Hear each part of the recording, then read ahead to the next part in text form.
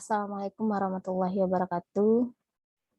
Kita lanjut materi pertemuan ke-10. Kita akan membahas mengenai aplikasi dan peranan teknologi informasi dan komunikasi.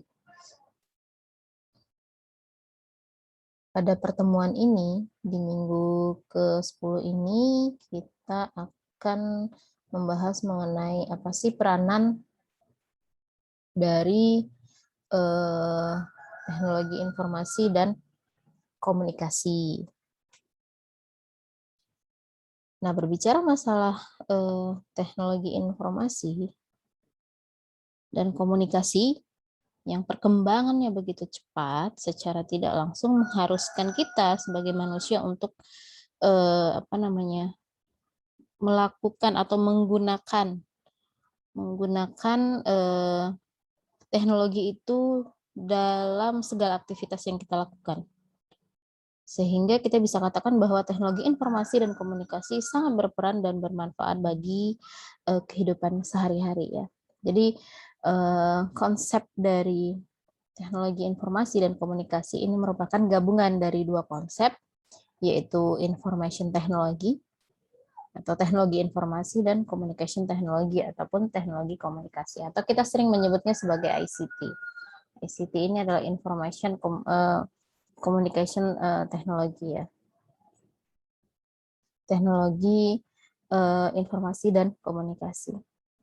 ICT means all equipment, process, procedure, and system used to provide and support information system, both computerized and manual within an organization.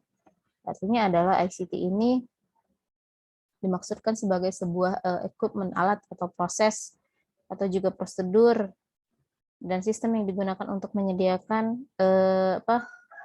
dan mendukung daripada sistem informasi tersebut, baik dia terkomputerisasi maupun dia yang manual di dalam sebuah organisasi. Menurut Siahaan tahun 2010 mengatakan bahwa TIK atau Teknologi Informasi dan Komunikasi selalu terdiri dari hardware dan software ya. Hardware ini adalah sebuah perangkat keras di mana segala sesuatu peralatan teknologi yang berupa fisik ya. Ciri yang paling mudah untuk kita pahami sebuah hardware ini adalah terlihat dan dapat disentuh.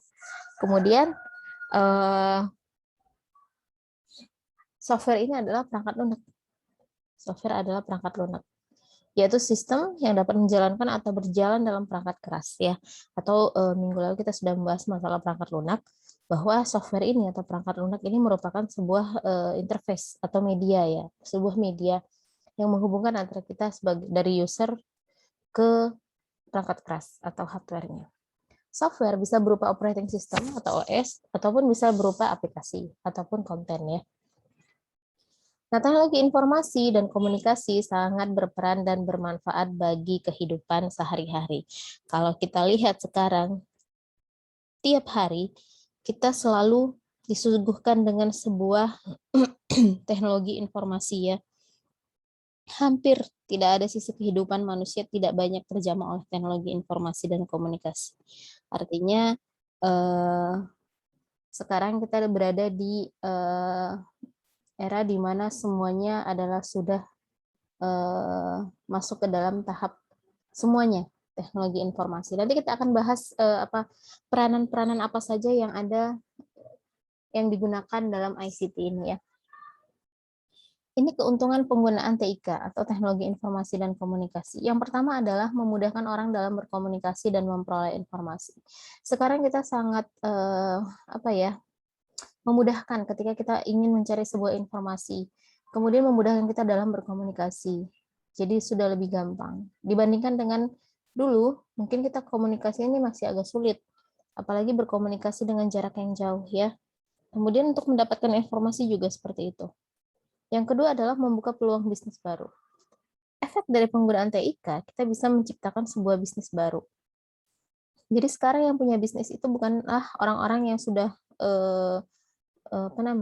kerja, orang ini ya, anak-anak muda, mahasiswa-mahasiswa sekarang sudah memiliki sambil kuliah menciptakan sebuah bisnis yang baru. Ini efek dari penggunaan TIK.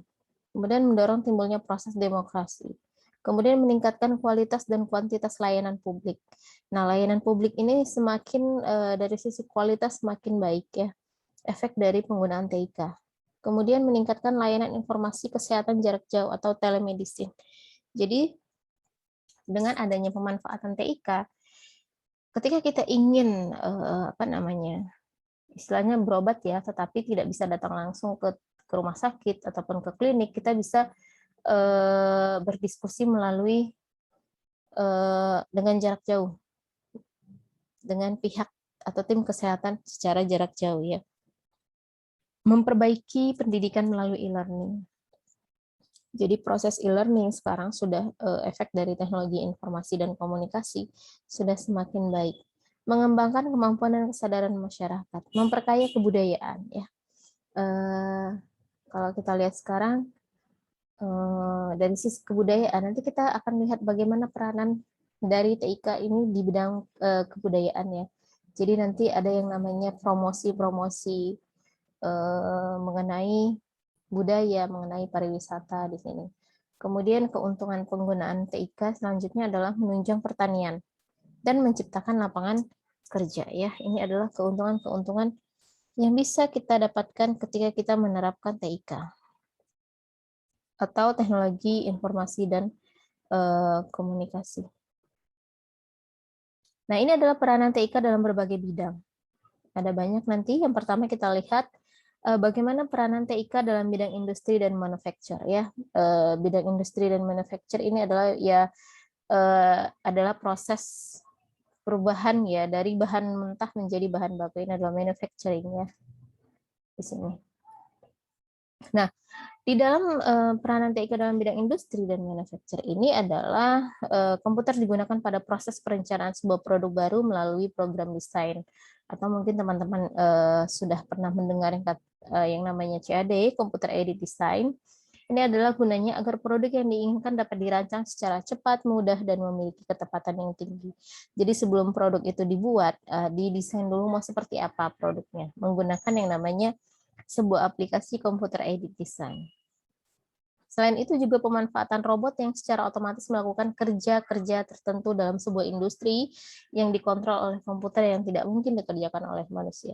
Sekarang sudah banyak pabrik-pabrik yang sudah dibantu oleh robot-robot ketika ingin melakukan proses pengolahan ya dari bahan mentah tadi menjadi bahan jadi. Contohnya kita lihat di gambar di sini adalah pabrik kendaraan ya, baik kendaraan roda 2 maupun kendaraan roda 4.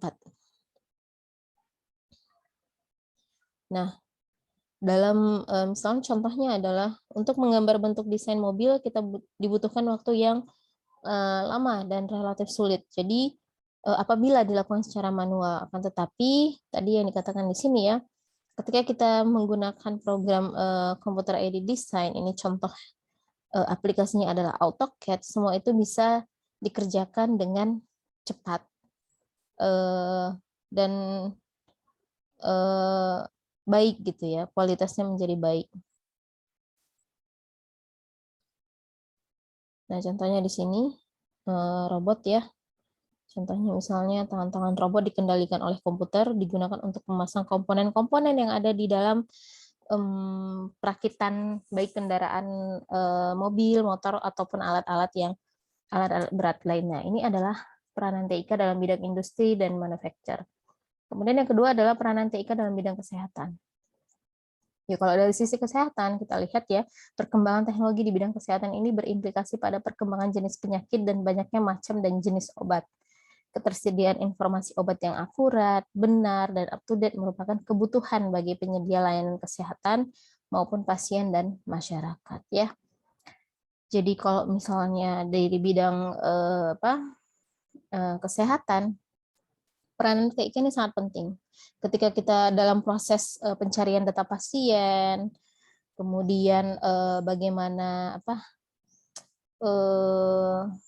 masalah dari riwayat penyakit kita, itu semuanya ketika menggunakan TIK atau teknologi informasi dan komunikasi itu disimpan dengan baik sehingga riwayat penyakit kita bisa terlihat Ini contohnya nih, sistem berbasis kartu cerdas atau smart card dapat digunakan juru medis untuk mengetahui riwayat penyakit pasien yang datang ke rumah sakit. Bisa seperti itu. Contoh lain adalah alat-alat yang digunakan di dalam bidang kesehatan, misalnya USG, ronsen, MRI, CT scan. Nah, ini kan adalah salah satu pemanfaatan TIK di bidang kesehatan ya. Dengan adanya alat-alat tersebut yang berbasis komputer, memudahkan para dokter ataupun perawat untuk mampu mendeteksi penyakit apa yang terjadi gitu ya. Nah, ada juga yang namanya robot untuk membantu proses operasi pembedahan serta penggunaan komputer hasil pencitraan 3 dimensi untuk menunjukkan letak tumor dalam tubuh pasien. Ini tadi contohnya misalnya MRI ataupun yang CT scan-nya.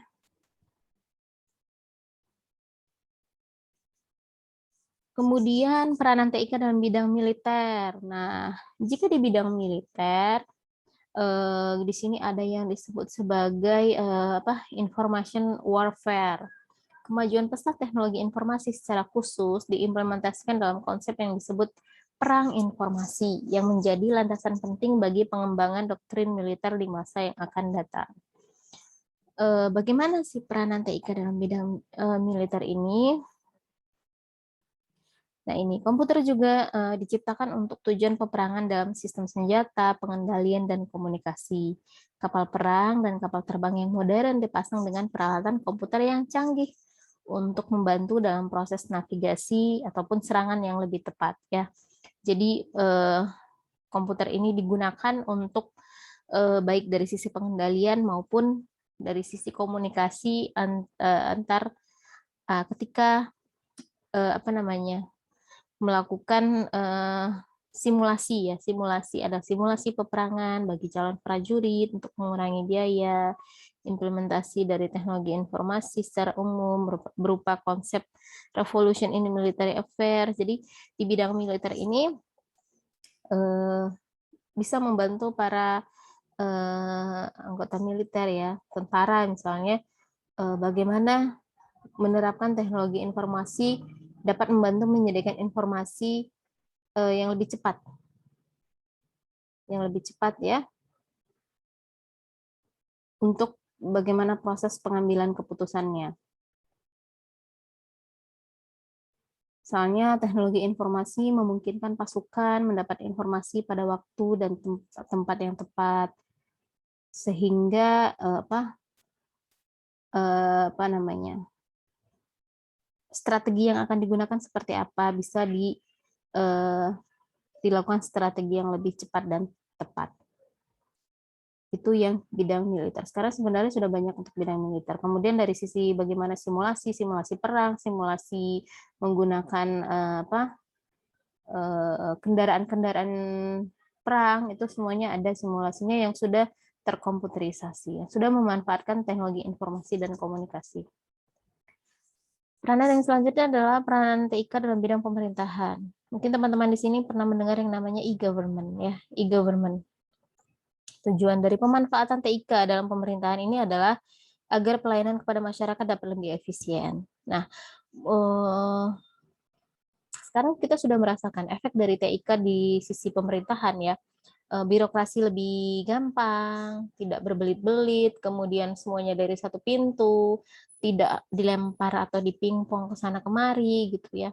Terus kemudian kita bisa mendapatkan informasi dengan lebih cepat. Itu salah satu peranan TIK di bidang pemerintahan, atau sekarang pemerintahan sedang bergiat untuk melakukan atau meningkatkan infrastruktur daripada e-government tersebut.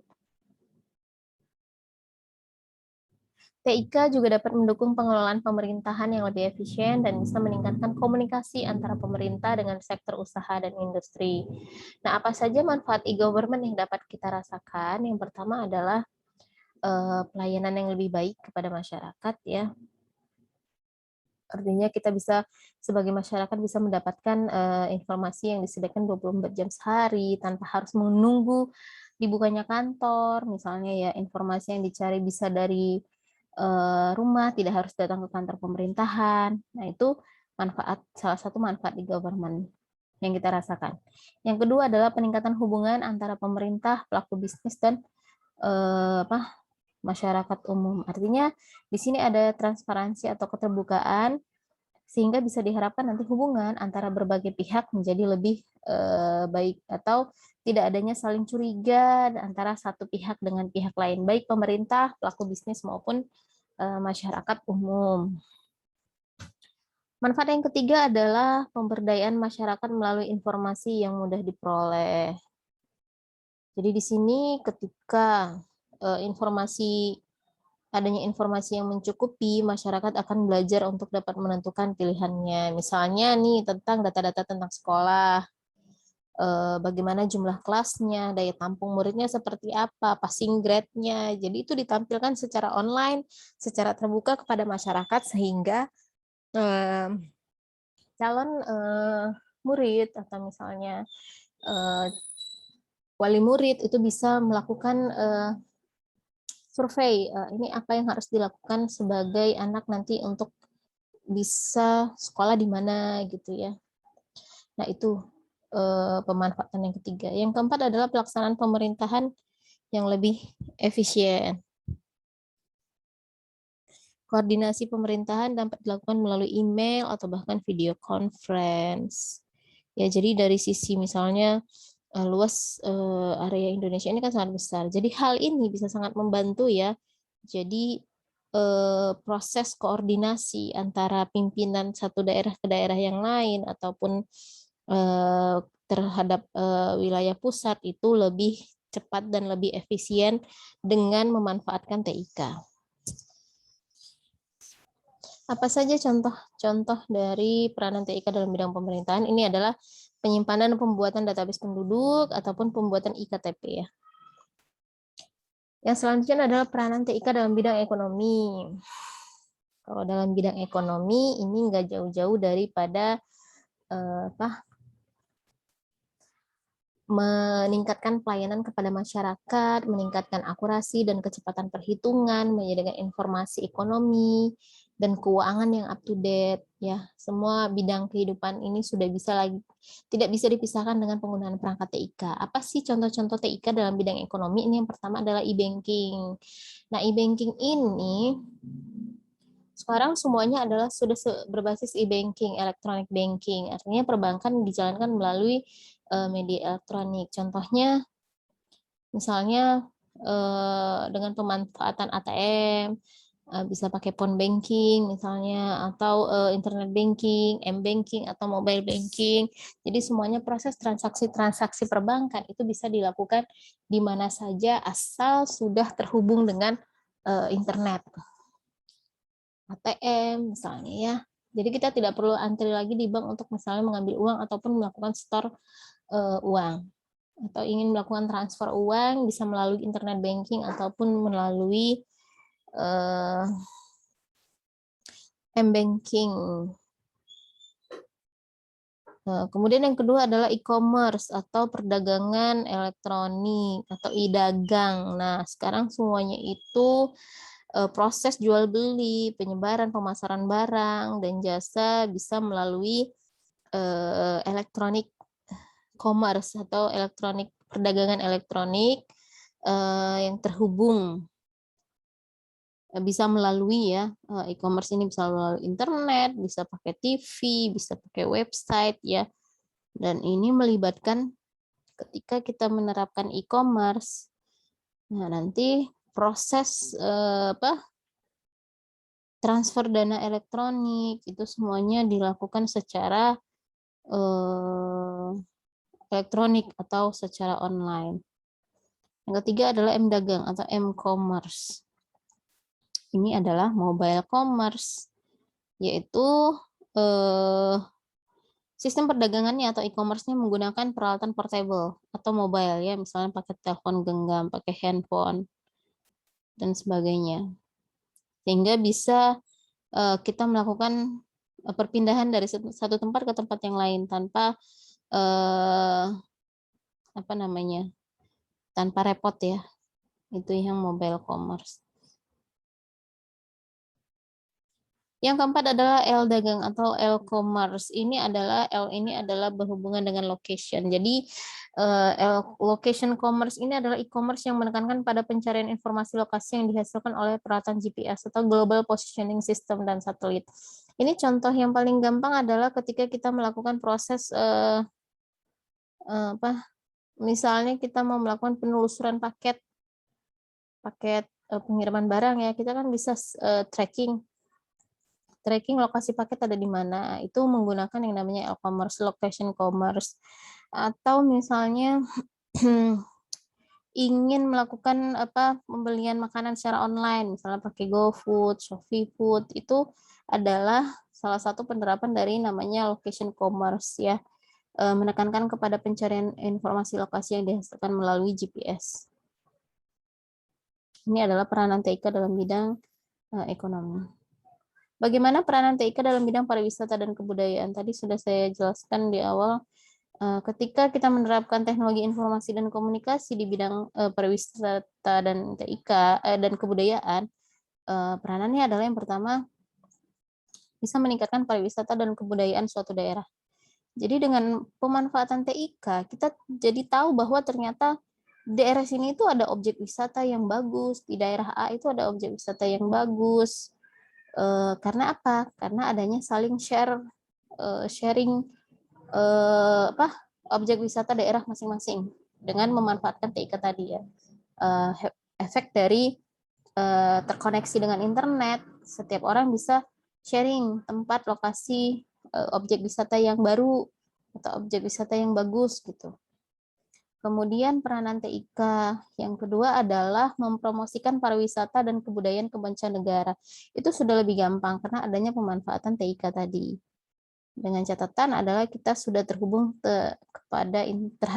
sudah terhubung melalui internet. Jadi untuk urusan promosi pariwisata dan kebudayaan kemancanegara itu sudah lebih lebih mudah. Kemudian meningkatkan kesadaran masyarakat terhadap pariwisata ya. Apalagi sekarang era pandemi ya, peranan TIK bidang pariwisata dan kebudayaan ini sangat membantu. Artinya kita bisa melakukan yang namanya virtual liburan. Jadi kita merasa ternyata tempat ini tuh bagus, ternyata objek wisata yang ada di daerah saya ini bagus gitu kan. Enggak hanya melulu objek wisata yang bagus itu adalah di mana, tapi ternyata ada danau misalnya atau ada persawahan, itu ternyata di era pandemi kita mungkin menyadari, kita lihat sawah terpampang yang biasanya kalau di kampung biasa aja, ini kok jadinya luar biasa gitu. Ini contoh dari peranan TIK di bidang pariwisata dan kebudayaan. Jadi kita meningkatkan kesadaran masyarakat terhadap pariwisata. Kemudian meningkatkan jumlah kunjungan wisatawan mancanegara dan domestik. Nah, ini bisa ini adalah sambungan dari yang kedua tadi, mempromosikan pariwisata. Kemudian meningkatkan diversifikasi produk wisata yang kompetitif. Nah, kita bisa tingkatkan itu. Nah, ini adalah peranan TIK dalam bidang pariwisata dan kebudayaan. Yang selanjutnya adalah peranan TIK dalam bidang politik. Nah, yang paling jelas untuk urusan bidang politik ini adalah dari sisi teknologi pemungutan suara elektronik atau e-voting. Ketika ada pemilu, biasanya kita setelah pemilu ada namanya e-voting atau voting elektronik. Ini adalah memudahkan dalam proses pemungutan suara. Ini sudah menerapkan teknologi informasi dan komunikasi sehingga proses pemungutan suara menjadi lebih cepat dan biasanya lebih akurat. Nah, ini mempercepat dan mengurangi kesalahan dalam perhitungan suara. Jadi dia tidak dihitung secara manual. Memberikan peningkatan aksesibilitas bagi para pemilih yang cacat. Nah, bisa juga jadi voting elektronik, misalnya bagi yang nggak bisa datang ke tempat bilik suara, misalnya dia bisa melakukan e-voting tanpa harus ke sana gitu ya. Dapat memfasilitasi kecurangan dalam pemilu, itu bisa. Ini adalah peranan TIK dalam bidang politik. Bagaimana peranan TIK dalam bidang pendidikan? Nah, kalau di bidang pendidikan, yang paling gampang adalah ketika sekarang kita rasakan bagaimana peranan TIK ketika kita belajar e-learning. E-learning ini adalah salah satu pemanfaatan dari penerapan TIK di bidang pendidikan. Nah, dengan catatan, ketika kita menerapkan TIK di bidang pendidikan,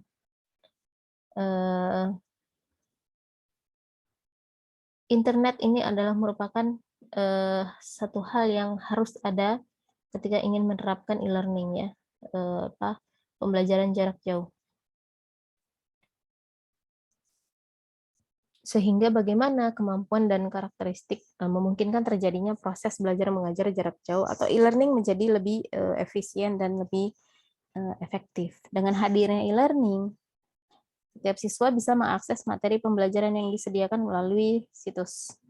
Siswa bisa berinteraksi dengan guru atau dengan siswa yang lain tanpa harus hadir di kelas. Jadi materi pembelajarannya online, membuat siapa saja bisa akses tanpa dibatasi jarak dan waktu, asal terkoneksi dengan internet ya. Jadi e-learning itu adalah salah satu penerapan TIK dalam bidang pendidikan.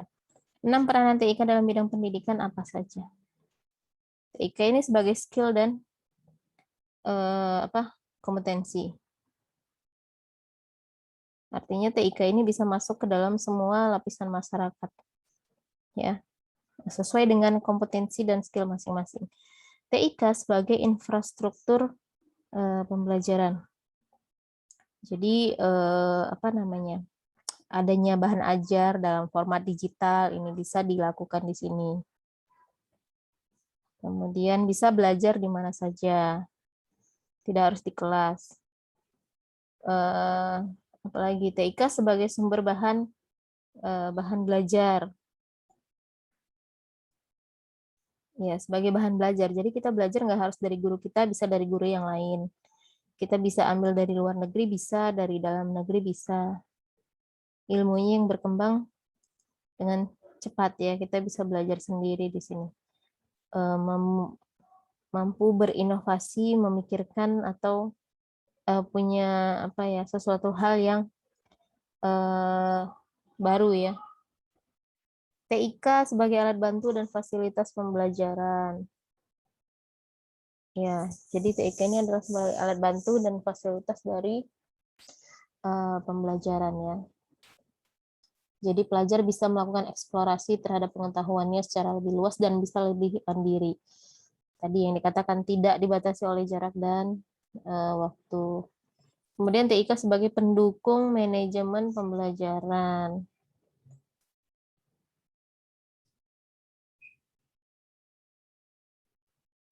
Kemudian yang keenam adalah TIK sebagai sistem pendukung keputusan. Jadi tiap individu memiliki karakter dan bakat masing-masing dalam pembelajaran. Misalnya guru bisa meningkatkan kompetensinya pada berbagai bidang ilmu. Jadi TIK ini sebagai sistem pendukung keputusannya ya.